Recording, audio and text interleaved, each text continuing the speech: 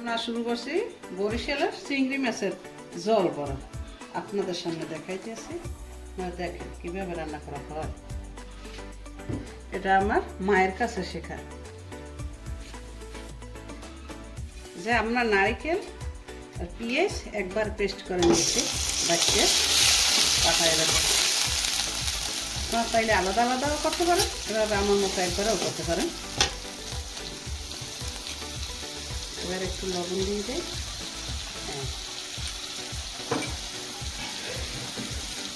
তারপরে একটু মরিচ গুঁড়া অল্প, আপনারা এভাবে কম দেবেন, বেশি দিলে ঝাল ঝাল কিন্তু তেমন ভালো লাগে না, খেতে একটু বিস্বাদ হয়। একটু হলুদ গুঁড়া, এইভাবে মশলাটা আগে তৈরি করে তারপর আমাদের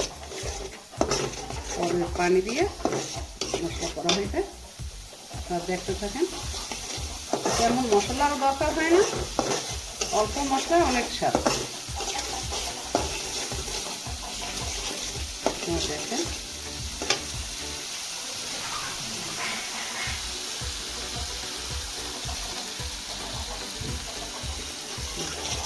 পানি দিয়ে নিলে মশলাটা সুন্দর করে কষাতে হবে।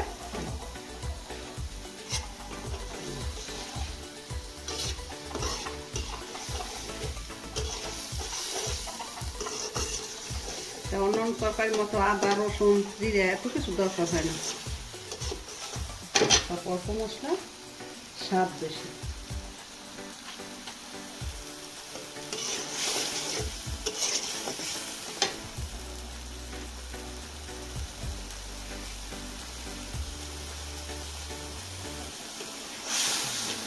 বরিশালের চল বড়া।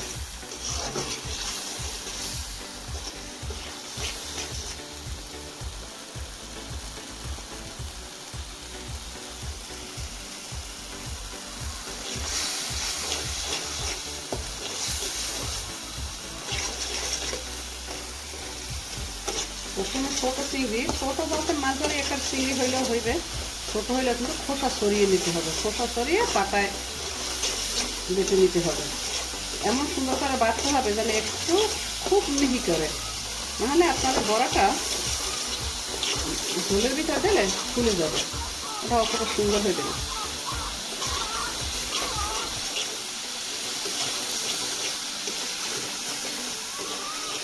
যেমন আমি এভাবে বেটে নিয়েছি, আপনারা এভাবে করবেন।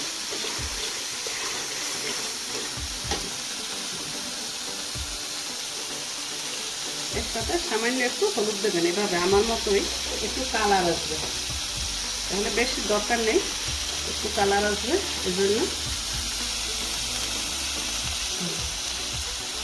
তার সাথে একটু লবণ দেবেন, লবণটা ওর ভিতরে দিয়েছি, তারপর একটু দিতে হবে, এর সাথে লবণ না দিলে ভিতরে লবণ অতটা যায় না।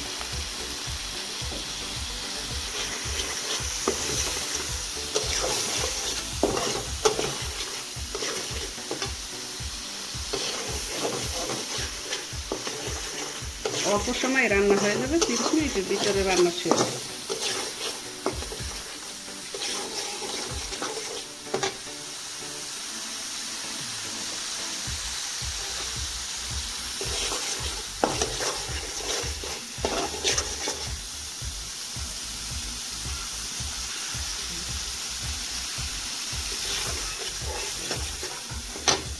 মশলাটা তেলটা ছাড়লে তারপর জল দিতে হয়।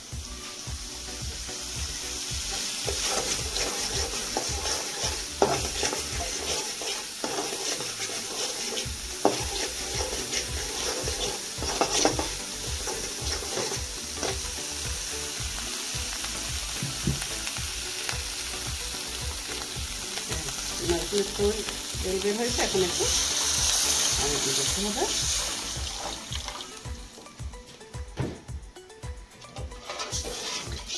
এভাবে আপনারা ঝোল তৈরি করবেন, তারপর ঝোলটা গরম হয়ে নিক।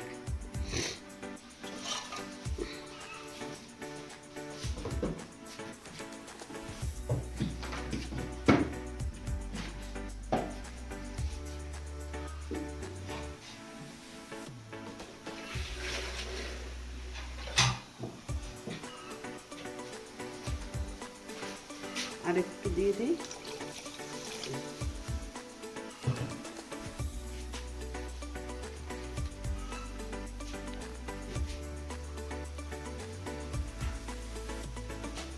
আমরা মেখে নেব। একটু হলুদ, একটু লবণ,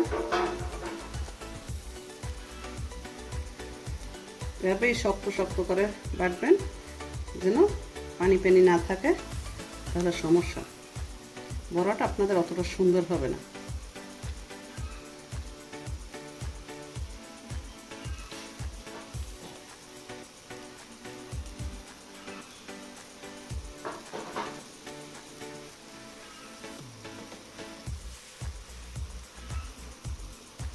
ফুটন্ত জলের ভিতর দিতে হবে।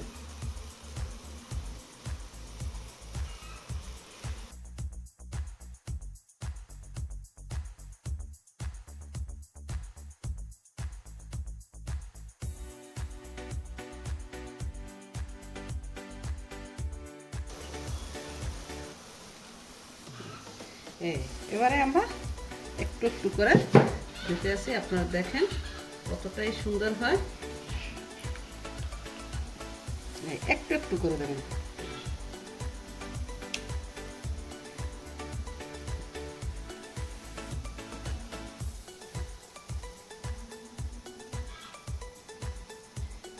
আমার মতো আপনারা একটু একটু করে দেবেন, বেশি না। বেশি দিলে তাহলে অনেক বড় হয়ে যায়, ভিতরটা সিদ্ধ হয় না।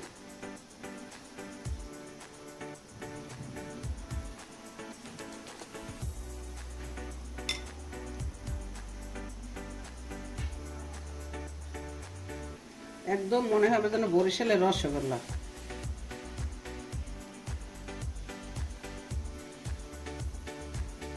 কেউ হয়তো বা রান্না করে আগে বড়াটা তেলে ভেজে তারপর, কিন্তু না, আমার মতো এতটা সুন্দর হবে না আপনাদের সেইটা।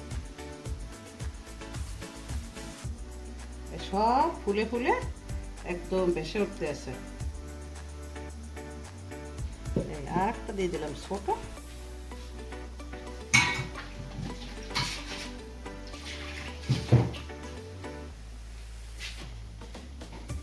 আপনারা এবার দেখেন,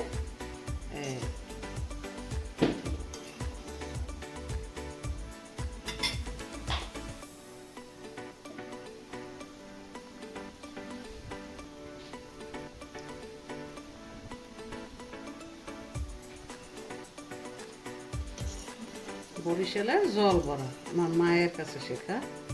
আপনারাও এভাবে রান্না করে খাবেন।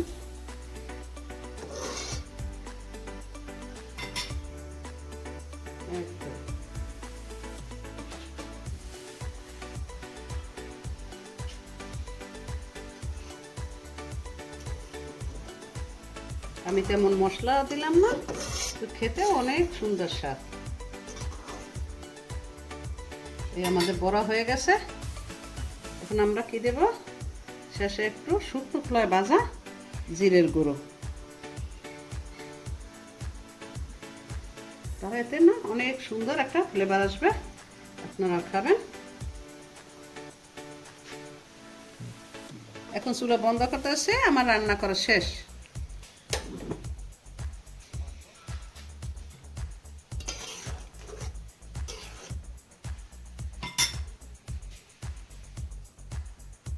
আমার রান্না শেষ।